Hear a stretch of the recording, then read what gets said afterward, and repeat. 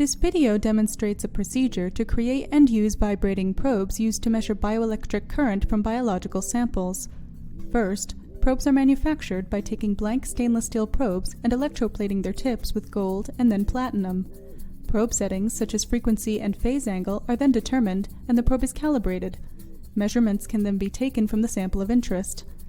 Data is obtained that reveals the character of bioelectric currents generated by and flowing around the biological sample. The main advantage of this technique over existing methods is that it is non-invasive, highly sensitive, and has a high signal-to-noise ratio.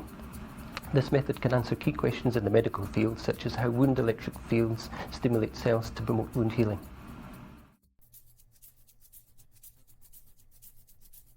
To begin the process of manufacturing vibrating probes to measure bioelectric current, blank probes are purchased from World Precision Instruments. First, cut the probe 25 to 30 millimeters behind the tip and use a number 11 scalpel to scrape away about 5 millimeters of parylene insulation at the cut end to ensure a good connection.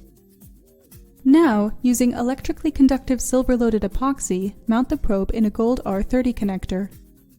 Store the probe overnight at room temperature to allow the epoxy to harden.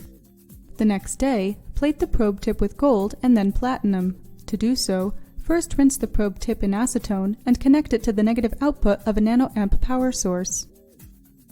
Now place the probe under a dissecting microscope and place it in a gold plating solution. A reference wire connected to the positive output and placed in solution completes the circuit.